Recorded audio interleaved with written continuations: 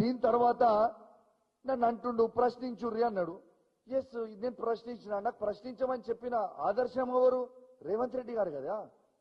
రేవంత్ రెడ్డి గారే చెప్పారు కదా, ఎవడైతే పార్టీ మారినో వాళ్ళని లేచి ప్రశ్నించాలి, వాళ్ళని రాళ్లతో కొట్టి చంపాలి అని చెప్పింది ఎవరు? ఇది రేవంత్ రెడ్డి గారు కాదా?